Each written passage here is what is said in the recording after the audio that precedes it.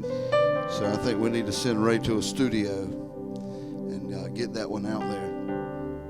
In 2 Kings chapter 5. 2 Kings chapter 5. I just want to begin my message. We're talking about healing, but the real message this morning is our mission field. Our mission field. 2 Kings chapter 5. Now Naaman, captain of the host of the king of Syria, he was a great man with his master. He was honorable, because by him the Lord had given deliverance unto Syria. He was also a mighty man in valor, but he was a leper. That changed everything. The Syrians had gone out by companies and had brought away captives out of the land of Israel a little maid. Just pay attention to this, because this is the heart of what I'm trying to speak about, our mission. The Syrians had gone out and brought away captive out of the land of Israel a little maid, and she waited on Naaman's wife. And time went by, and she said unto Miss Naaman, would God my Lord were with the prophet that is in Samaria, for he would recover him of his leprosy. Isn't that beautiful? And one went in and told his Lord, saying thus and thus, and said, hey, that little girl, that little maid,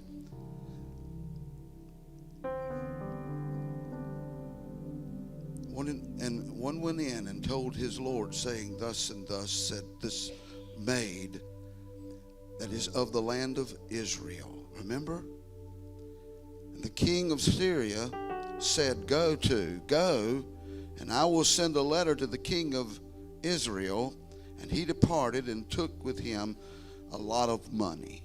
I'm just going to tell you, I looked it up, and it's 118,000, and then on the gold side, about $3 million if you add that out. But I want you to go to the verse number 14.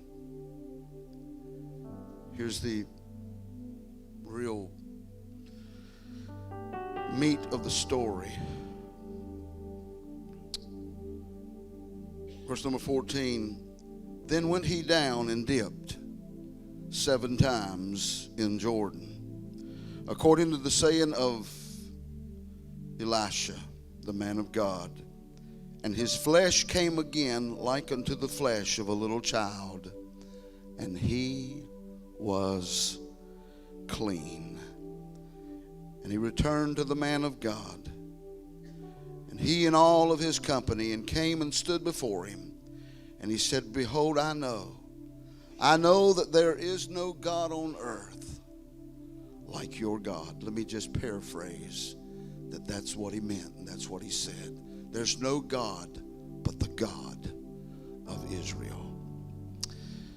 We talked about I'm healed, and we gave the testimony of healing. And healing comes in different forms. There is divine healing, there is medicinal healing, there is progressive healing, and then there is ultimate healing.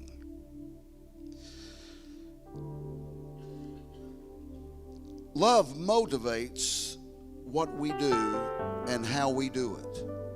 Remember 1 Corinthians 13, though I speak with the tongue of men and of angels, have not charity, I become as a sounding brass or tinkling cymbal. Though I have the gift of prophecy and understand all mysteries and all knowledge, and though I have faith so that I can remove mountains and have not charity, I am nothing. Though I bestow all my goods to feed the poor, and though I give my body to be burned, and I have not charity, it profiteth me nothing.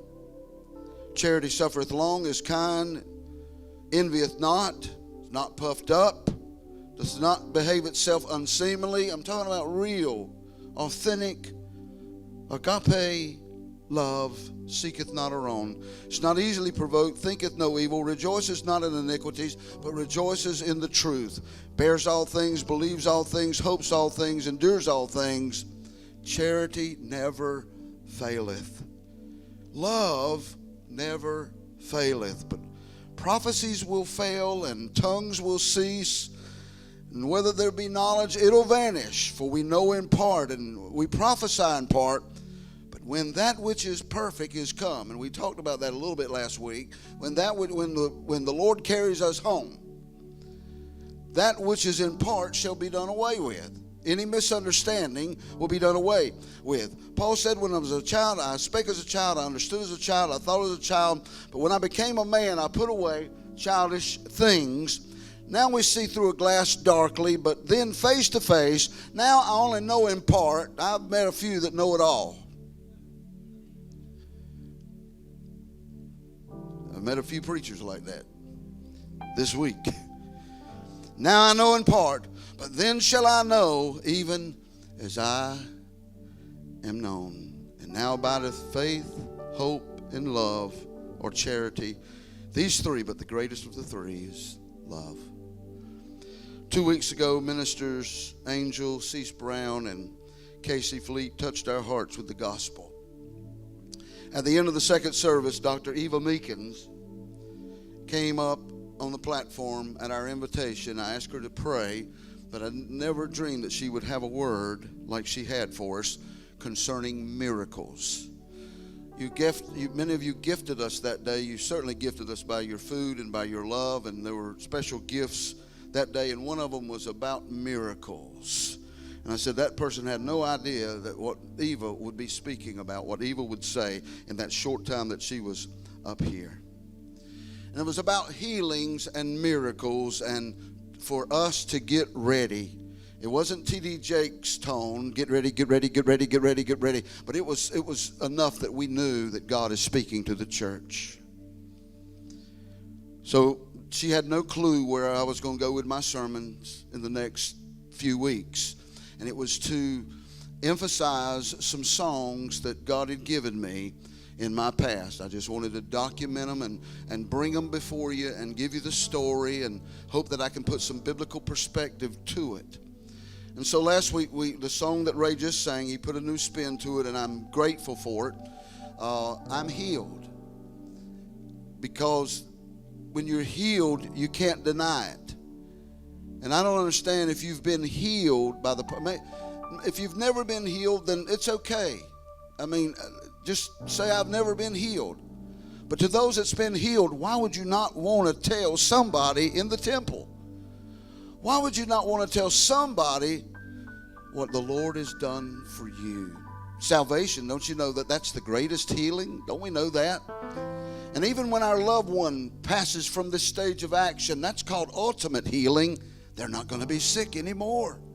Never again. No more cancer, no more heartache, no more heartbreak. And that's another song for another time.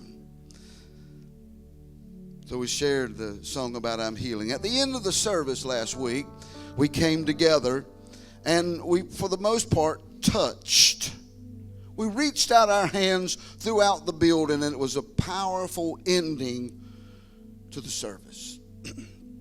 Yesterday, HGC visibly and tangibly were the hands and feet of Jesus touching at least 150 some. But you know what? There was more than that, because there were 50 some volunteers, or whatever the number was. And so you can't touch the world without touching one another. So the effect was on us too. The morale was lifted yesterday. Were we perfect? Did we do everything perfect? I wasn't there but for a little bit, but I guarantee you it wasn't all perfect. I got some soup that somebody said it wasn't hot, but mine was hot. And my tongue still knows it. But we were the hands and the feet of Jesus to do what he had called us to do.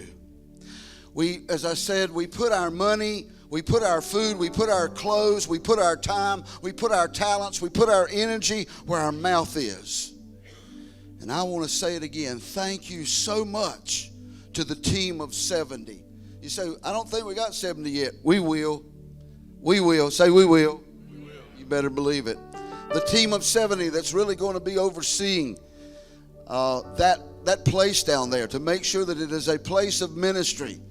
And we're going to have to, come back and kind of look at and things that we can do better or things we don't need to do or whatever. We need to brainstorm that and talk about that. But for the most part, you were doing what Christ called you to do. You see, we can say, I love you time after time after time after time. But love is not what you say. It's what you do and how you do it. Now, while I was praying this week, the Lord told me, he said, now I didn't hear his voice, but stop here for a minute. And I know that I emphasized this last week, but love is not what you say. Love is not what you say, it's what you do. And I think it's very important here, and I thought about the epidemic in this area. Somebody's going to get mad with me now. I might as well get ready.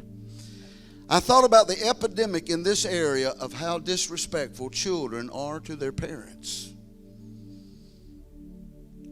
And there's people that's probably not sitting in here today because I took issue with them. I took issue with them because they talked to their mama like she was a dog. And I want to tell you something. We can give clothes to everybody that don't have a pair of clothes or set of clothes and treat our mama wrong. And my friend, we are not justified in treating our mothers wrong. We're coming up on Mother's Day and Father's Day, and I'm just telling you as a pastor, I'm just taking a little veer here as a pastor to tell you that you tell your mom and daddy all day long, I love you, mama. But if you're mooching on them all the time, if you're pulling from them, if you're pulling from what they have and you're always dragging out of them and you don't return and pay it back like you ought to, shame on you, my friend, that is disrespectful. Pay your mama and your daddy and your grandma back. Pay me back. No. Listen. I do. I have one of them little things you swipe. When he comes by now, I just put it on my phone. A square on his I got phone. a square on my. Here's the deal. Here's what I appreciate about this guy. He can borrow my truck or my car anytime he wants to. Because you know what? If it's got a half a tank of gas in it, you know how much gas it's going to have in it when he comes back? It's either going to be full or it's going to be way more than what was in it. That has to be taught. We have to tell our children. If we say, oh, don't worry about it. Somehow, and I know in love we want to do that. But somewhere, somebody's got to say something. And I'm telling you grown-ups in this place that your mom and dad is still alive. Remember that you don't have them long.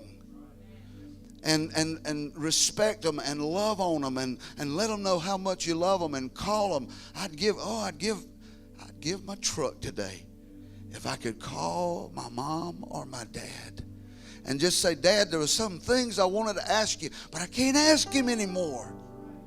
I missed it. I missed the opportunity. And I'm glad. I'm not bragging. I'm just telling you, I'm glad that my dad didn't leave this world where I had mooched on him and pulled on him. I got me a job when I was 13 years old. And I remember, Sister Angel, taking some of my money and saying, Daddy, what can I help you with this week? And that's why the perspective is a little different. Some of you getting on your feet, or friends or children getting on your feet. Refer back. This thing will play on the internet. Refer back to this message. And just in love, I'm not being mean to anybody. I'm saying that there are thousands. It's an epidemic of children and grandchildren taking advantage of their mom, dad's, grandparents. When actually you should be blessing them, Let me buy your meal. Let me take care of. No, you're not paying mine. Love is, I didn't get off track too bad, did I? Love is not what you say. It's how and what you do. It's not just what you do. It's important what you do, but it's not just what you do. It's how and what you do. If they were to take those clothes yesterday, if they'd have took those clothes yesterday and said, with a mean spirit, I don't think there was a mean spirit on the block. I think that the sweetest people in the world were right down there at what used to be that restaurant. Folks, it's a ministry center now, and it's doing what God wants us to do. And so if we were to go down there with the wrong spirit, it wouldn't take long for people to say, I ain't going down there to get none of their clothes. And there'll be people suspicious of why we're doing what we're doing. Mother Teresa said, and I'm going to paraphrase, I'm just going to use Mother Teresa because this is what she would have said if she didn't. People will spectate. People will be suspicious if you do good, but do good anyway. Do good anyway. By this shall all men know that you're my disciples, if you love one another. Romans 13:10. Love worketh no evil to his neighbor. Therefore love is the fulfilling of the law. And that brings me to today's psalm, or today's song, Your Mission Field. Written, the early winter of 1987, almost 30 years ago, as I pulled that black LeBaron down through a path to get back to a home where I knew children were that would have no Christmas. And we took fruit and we took goodies and we took toys and we took stuff. And I remember when I come back out, I looked at my car. And so most of you have already heard this story, but for the video, I just want to tell it again. When I got back to the mobile chapel, I got out of my car because I heard the screeching. I heard the bushes just ripping the paint on my car. And when I got back to the little mobile chapel there on Gray Bridge Road in Shalot, I know I got teary-eyed. I had to have, on that beautiful black LeBaron, where it had scraped and scratched the side of that car. And I've never heard the voice of God, but I know his voice. And that day, it's as if he said, son, on the mission field, you have scrapes and scars. And on the mission field, there'll be times that you'll lose much, but I'll pay you back. And from that day to this day, I have never regretted what happened that day. And that car's been long gone, but the experience is there to stay. Here's that song. Son, this is your mission field. This is your foreign land. It is I that called you. You've not been called here by man.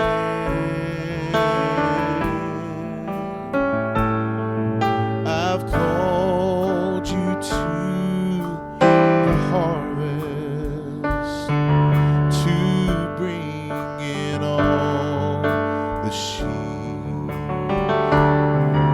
I've called you to this mission field to tell the world of me.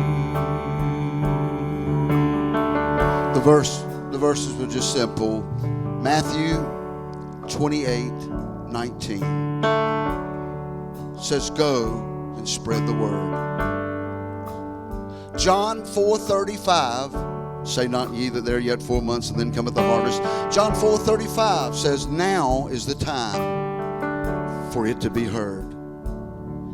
The problem it's not the harvest, it's the laborers who are few. And Jesus beckons to the church. It's getting late. What will you do?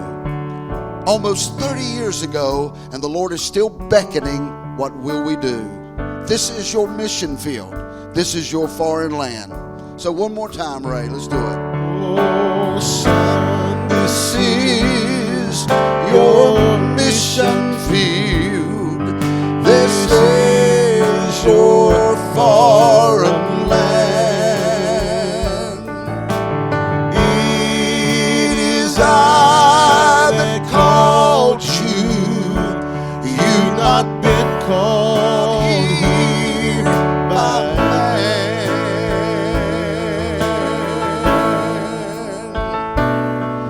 I've called you to this harvest, to bring in all the sheaves.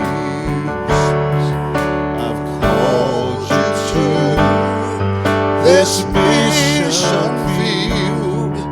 to tell the world of me.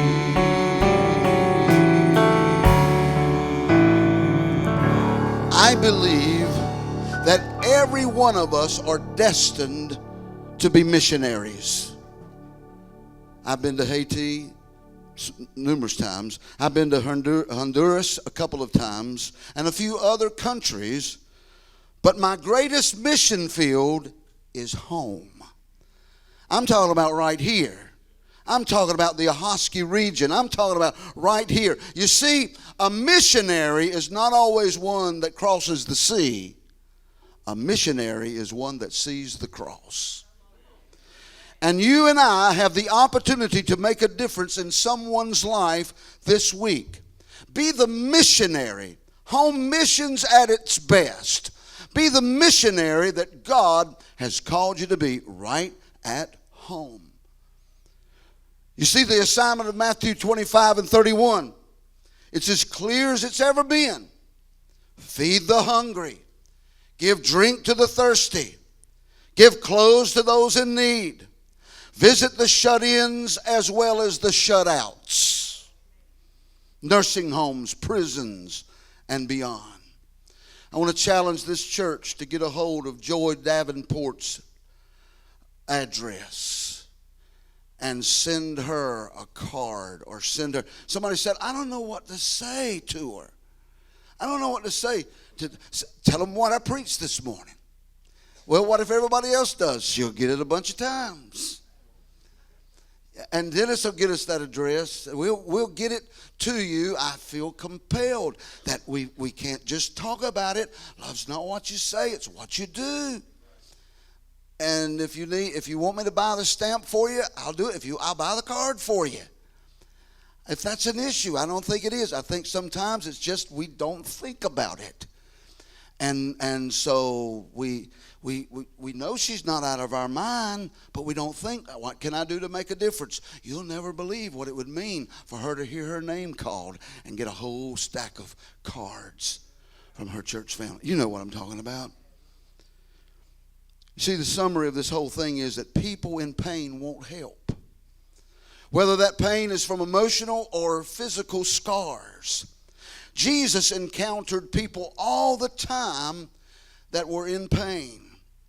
These people, I was reading over in Matthew chapter 8, verse 1 through 13, people with leprosy and a centurion's servant that was sick, and the list goes on. And the people that were desperate would go to Jesus. And I believe that with all my heart that you don't have to necessarily go straight to the Bible to find desperate people.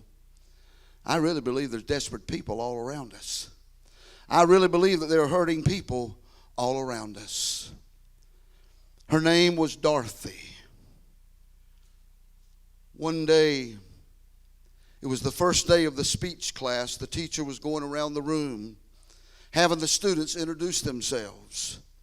Each student was to respond to the question, what I like best about myself and what I like least about myself. Nearly hiding at the back of the room was Dorothy. Her long red hair hung down around her face, almost obscuring it from view. When it was Dorothy's turn to introduce herself, there was only silence in the room.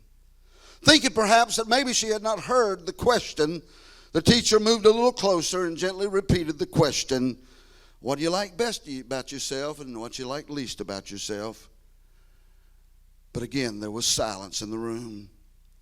Finally, with a deep sigh, Dorothy sat up in her chair, pulled back her hair, and in the process revealed her face. Covering nearly all of one side of her face was an irregular shaped birthmark, nearly as red as her hair. That, she said, should let you know what I don't like about me. Here a young lady is devastated by her embarrassing birthmark. She was desperate for a meaningful, life-changing touch. When I began this morning, I read to you about a man named Naaman. And most of you know the story of Naaman. Naaman in modern day terms he would be considered the chairman of the chief joint of staff. The military leader of one of the greatest and most powerful nations. He lived among the upper crust and hung out with the elite. The Bible says that Naaman was the commander of an army of the king of Syria, and that he was a great man in his master's sight and highly regarded because through him God had given the victory to Syria. Now, as we look at the defining bullet points of Naaman, you can find them right in 2 Kings chapter 5, that he was a brave warrior. He was great and highly regarded. Here are things about Naaman. He was considered by the elite as victorious. He was considered vigilant. He was a man that had power and position and prestige. He was successful. He was a winner. He was wealthy. He was considered a hero. He was respected. He was admired. He was envied. And then a three-letter conjunction word kicks in. But he was a leper. So many accomplishments, power and position and prestige. He probably admired his home and the things that he had done and accomplished in life. But every day looking in that mirror, he saw reality. Leprosy of that day was the AIDS of this day. Lepers were isolated and humiliated. They were outcasts. They were the original untouchables. They were forced to wear torn clothes, and when someone would come up that was uninfected, they were to shout, unclean, unclean, unclean. Here's a man of power. Here's a man of prestige. Here's a man that was at the top, and now he's obligated to cry, unclean, unclean. Leprosy was the most feared disease of that day. It was extremely contagious and in many cases incurable. In its worst forms, leprosy led to death. And no doubt Naaman's leprosy was probably in an infant stage, a mild form. And he had concealed it as long as he could. But now it was being seen through his clothing. While people treated him with respect, nobody would touch him. The lack of a touch hurt Naaman. Like Naaman and like Dorothy. There are people along life's way that just really are lonely and need a touch. Why is it that when I'm gone from my wife for a conference or for a week, Why is it that the first thing I want to do when I get home is give her a squeeze? Why is it that we sympathize and pat the shoulder of a defeated athlete or a person striving for promotion? Why is it that we bear hug a long-lost friend? Touch brings comfort. Touch conveys acceptance. Touch imparts wholeness. Can you imagine stumbling through life without being touched? That's why we have 7 touches in our teaching to greeters and ushers. The 7-touch church. Touch you coming in by a hand wave. That's a touch. And touch you going out by a hand wave. And all of the touches in between. Naaman didn't have to imagine what it was like to be an outcast. It was reality. His leprosy was his birthmark. And by the way, I just want to ask you this morning, do you have any birthmarks?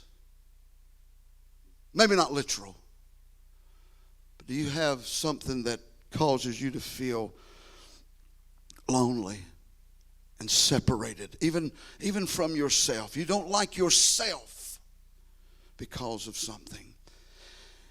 Many, like Naaman and Dorothy, have incriminating, embarrassing disfigurements. We too have become very proficient in covering up our problems. We come to church and we can put on a real good face. And the truth is, many need a healing touch. Yesterday, our focus, I guess, was on the down and out. But how many of you know that there are some up and outs? We say, oh, I can't say anything to the mayor. I can't say anything to the lawyer. I can't say anything to this guy. You know, they wouldn't fit in with our church. How do you know? How do you know? How do you know that they're not lonely? Who would ever in your wildest dreams think that Robin Williams was lonely? The greatest comedian, or one of, for the most part. Who would ever think that people would have to go to drugs to be there, to fill that lonely void? But it happens everywhere and every day. Let me get back to Dorothy and try to close this. The students in the speech class that showed you remember Dorothy that had just pulled her red hair back and said, here it is. This is why I don't like me. She was embarrassed because of that large, irregular shaped birthmark that covered nearly all one side of her face. Moved with compassion, the godly teacher leaned over and gave her a hug. And then he kissed her on her cheek where the birthmark was and said, that's okay, honey.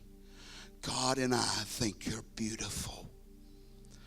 Dorothy cried uncontrollable. For 20 minutes, Dorothy cried. Soon the other students in the class gathered around her and were offering her comfort as well. When she finally could talk through the tears, here's what she said. I've waited so long for someone to hug me and to say what you said. My mama never did. My parents didn't. My mama won't touch my face. Dorothy, just like Naaman, had a inner pain trapped beneath the outward scars. She was desperate for a healing touch. Naaman was like Dorothy. Now, I went ahead and read to you that Naaman dipped 7 times. That's a message within itself. Somebody say amen. I get the point. But here's the point I really want to make. Is you remember that little girl? Brother Robert, that little girl was taken from her parents in a raid that happened. And she was either brought in as a slave, but she became a servant in the house of Naaman. I have to believe that Naaman treated that girl good. And I have to believe Mrs. Naaman treated that girl well. And all of a sudden, the little girl found out that Naaman had leprosy. She knew that he was sick because no longer could he come around. And one day, she looked at Miss Naaman and she said, I would to God that I could get Mr. Naaman to a prophet I know. I wish I could get Mr. Naaman. There's a prophet I know that if he could just get to the house of God, if he could just get to the man of God. You see what's happening? I know that God will heal his leprosy. Miss Naaman told later that night or later that day, she might not have could wait to tell. And while Naaman was crying, unclean, unclean, she said, I got to tell you this anyway. The young little maid at the house, she told me about a prophet in Samaria that if you could just get to. And so then the rest of the story is a different sermon, but the fact of the matter was that little girl that was willing to say, if I could just get you to the house of God, if I could just get you to the man of God, if I could just get you in the presence of the prophet, if I could just get you in contact, I know that you'll be made whole. See, why do we make it a secret? If I could just get you to the house of God. And that's where we come to this song today. Matthew 28:19 says, go and spread the word. John 4:35 says, now's the time, let it be heard. Watch this. The problem, it's not the Dorothy's and the Naamans. It's the little girls, it's the little boys, the grown men and women, the laborers who are few. And Jesus beckons to the church. It's getting late. What will you do? What would you do?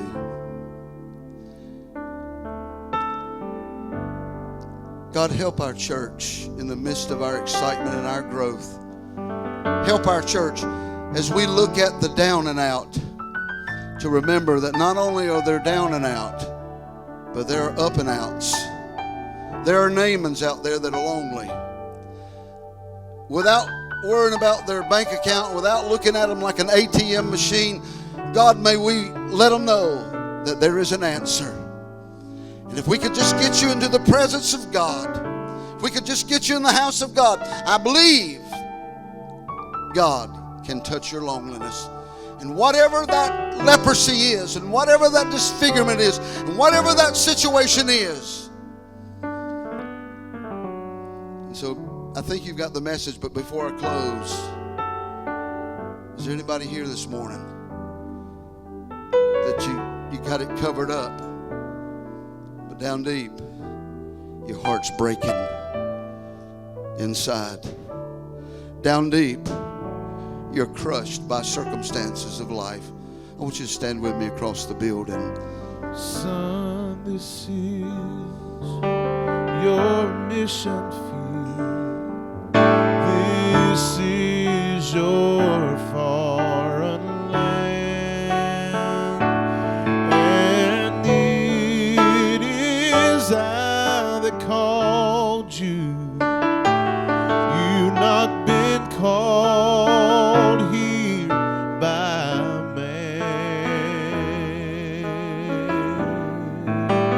Oh, I've called you to this harvest. Thank you, Jesus. To bring in all the sheep. Thank you, Jesus. Thank you. Thank you, Jesus.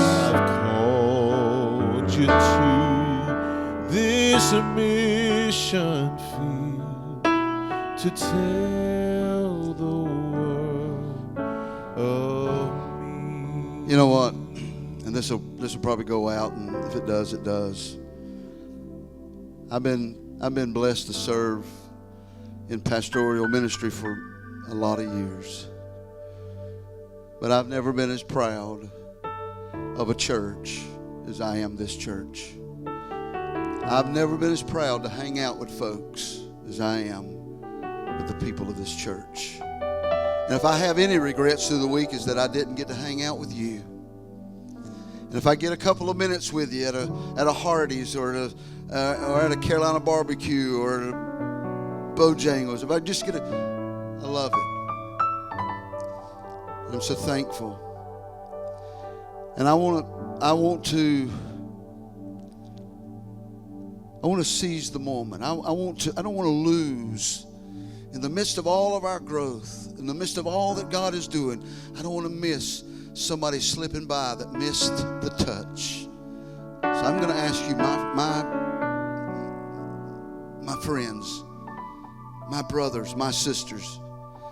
I mean, you're not just my brothers, my sisters. You're my buddies. You're my friends. You've got my back, and I've got your back. And I'm going to ask you to do me a favor. I'm going to ask you to leave your seat as we close this service.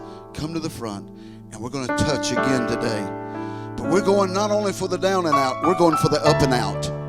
And we're going to ask God to use these hands, use these feet, use this tongue, use our very being. Come on, everybody.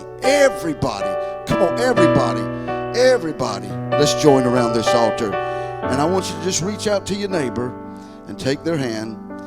We got to join. We got to connect here, because we're one body. There's one Lord, one baptism, one body.